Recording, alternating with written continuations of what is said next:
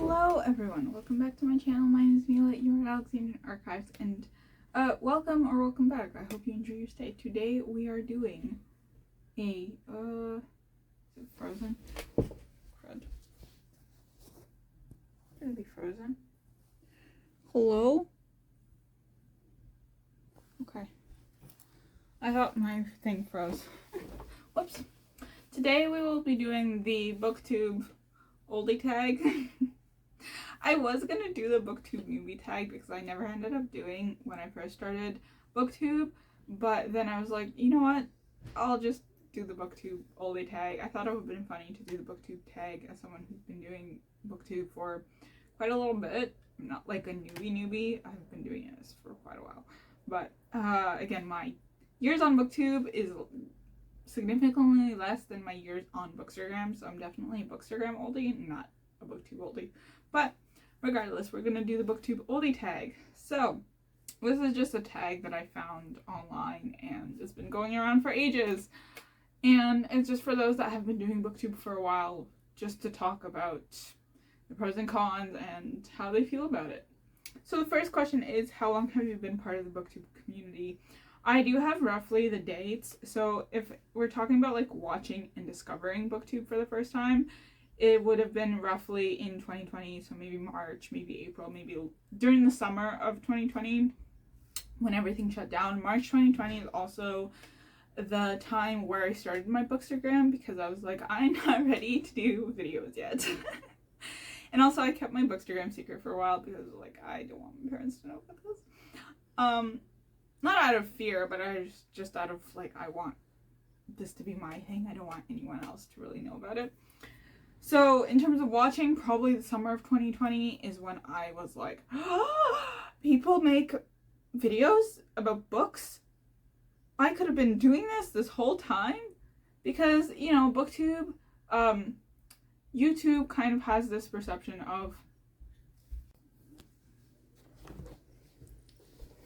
we have this perception of YouTube being a place for people who are doing like stunts and crazy tricks and like beauty influencers and like tech influencers, but never book influencers, because that was like never really a thought that came to my head. I was like, people can like influence you to read books, because all I ever went off of was Goodreads and going to the library and then eventually going to Indigo and just browsing the shelves. That was my childhood when it comes to reading. Also the Silver Birch program and the Scholastic pamphlets that we would get. So yeah, so watching was around summer of 2020, and I posted my first video on May 23rd, 2022.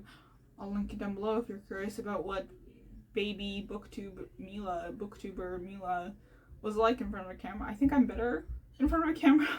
Definitely better at editing, definitely better at talking to the camera and being more confident. And yeah, the second question is the biggest misconception before starting Booktube. I knew that video editing would not be easy, but I didn't realize how much effort and work actually went into this, including having a posting schedule, which is why I batch film. And then I slowly edit, and if I can't get the video out, I just change my whole entire schedule for that week. And posting consistently is not easy, and I don't know how people do it on top of like schooling, and sometimes they do it with a full-time job, and I'm just like, I'm barely functioning here without this, and all of a sudden I want to make YouTube videos, and it's hard. It's not easy. Number 3 is, how has Booktube changed since you first started? I feel like the rise of book talk has changed Booktube, because a lot of book talkers are coming onto Booktube because they've realized that the limitations of book talk, of TikTok having like only 3-minute videos, now it's 10-minute videos, and even I think 30 or 60-minute videos, but that's like a short video form platform, right? Like short form video platform, and YouTube is usually the longer one. But because of the switch around with shorts and everything, I don't know, it's changed a lot, and I think book talk has an impact on Booktube, because I do see the popular like romance, fantasy, romance, book talkers that read like ACOTAR and everything getting onto BookTube and then becoming popular as well. I'm just like, what am I doing wrong? Am I reading the wrong type of books? No, I'm not reading the wrong types of books. I'm reading the right types of books because the right types of books are for me, and I just have to find my audience. So it's a little bit difficult because the doubt starts to creep in and you're like, should I just read the popular books and just like vlog about it? But there's no guarantee that you're also going to become popular, you know. It's just because they have an audience on an already established platform that they're just transferring, and I guess they're better at video editing than I am. The next question is, oh yeah, and there's a lot of like drama. I find that BookTube is not a super drama filled place. I find that when there's drama on other book platforms, we definitely flock to specific booktubers that talk about the drama in the book communities. For example, Jess, I think it was, who does Book Community, where she keeps us up to date about all the things in the bookish world if we're too lazy to find all the receipts, you know. So she does that, and I feel like that sort of brings in the drama, but just from a sort of further point of view, I guess. So yeah, the next question is favorite BookTube memory. Discovering BookTube is probably my favorite BookTube memory because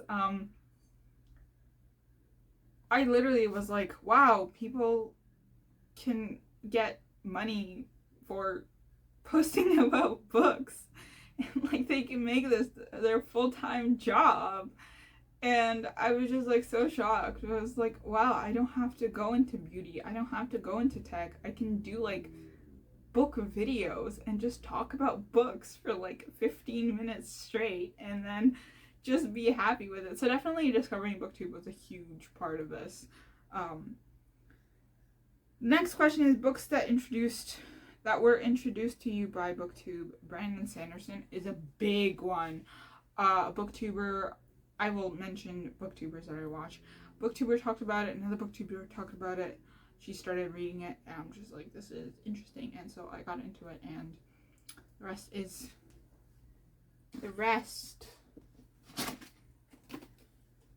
history. So I think that's sort of it. That's sort of all the BookTube books that I can think of off the top of my head that were introduced to me, because as I said, a lot of the books that I pick up are mainly like, you know, books that I found in the library or books that I found on Goodreads, so through internet search, you know, the old-fashioned way. The next question is question number 6. Something that frustrates you about BookTube. The consumerism is still through the roof. It's bonkers, and a lot of the time the booktubers don't read these books. Like, I know I have a consumerism problem, but a lot of my books are actually gifted to me by publishers, and I do state this. Or I save up money over time, and then I can go on a little splurge. And I do read. Just maybe not the physical books as you would expect. I read it on my Kobo, which I utilize very, very much. Like, I use this thing a lot. So, consumerism is still through the roof, and I find that a lot of people are just flocking to to buy Kindles, and they're not even looking at the alternative of Kobos, because Kindle is through Amazon, and Amazon specifically lowers the prices on their books to be the only contender in the book world in terms of shopping for books and stuff. So I feel like, I don't know, it's just trying to monopolize the book world, just as it's been monopolizing literally every other aspect of consumerism. So, and the problem is, like, those that start arguments that are pointless, like, audiobooks don't count as reading. Audiobooks are reading. I don't care. I don't care. Audiobooks are reading. I don't care. You can pry my headphones out of my cold dead hands. I really don't care.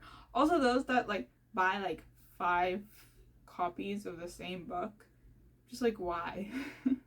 Like, I get that it's pretty on your shelf, but why are you filling up the space when you could fill it up with books that you enjoy? I only have, you know, several copies of different ancient texts because they're all different translations, and a lot of classicists have different translations of the same text. The reason why I have 4 different copies of the Odyssey is because one was a gift from my uncle when I first got into mythology, and it's a foundational text. Another was a prose translation that I was recommended because I found it hard to get through the poetry, more poetic translations.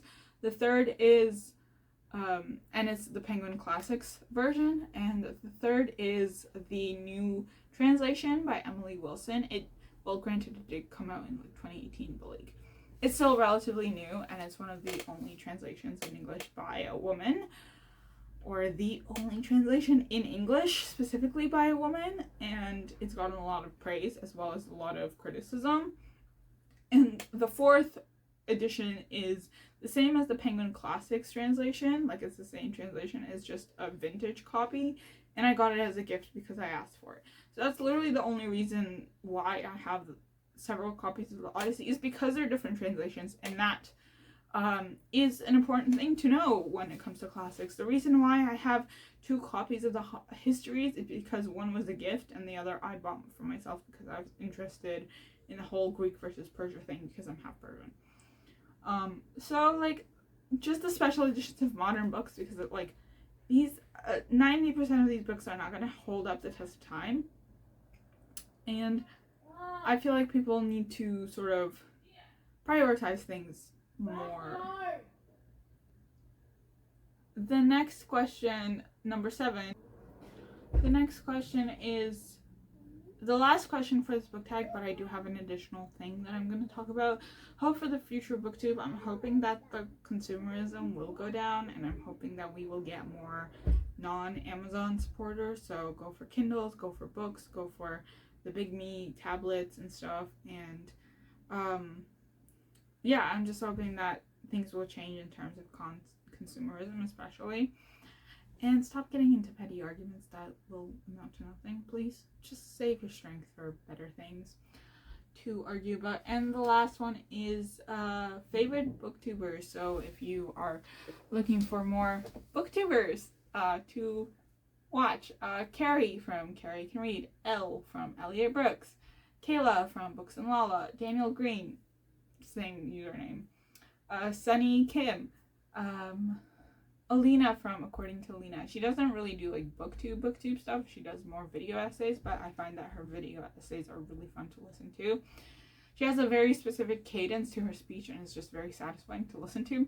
Leonie from The Book Leo, Carly from UnCarly. She has the funniest breakdown videos, like plot breakdown videos. They're hilarious. She's so funny. She's so unhinged. It's great. He's also Canadian. Elizabeth from A Plant-Based Bride. She's also Canadian. Oh, and Sunny is also Canadian. Throne of Pages. So Bella, I think her name is. I don't watch her as often because I sometimes just don't get notifications, but I do like some of her stuff. I like her vlogs. I like the way she edits them. I'm hoping that I will be able to get more vlogs out to you. I think they're really fun. Emma, or like Emmy is her thing. Carolyn, from Carolyn Marie Reads, I think her thing is. Catherine, she has a longer title, but she goes by Cat as well. I initially came across her channel based on her To Gaze Upon Wicked Gods video, which there was a bunch of controversy about it, so recommend you check it out. I thought it was really fun. She's really interesting to listen to. Lexi from aka Newly Nova, she speaks at a very specific pace that scratches my brain, and I never ever put her videos on double speed. Some people do speak a little too slowly, and I just put them on double speed.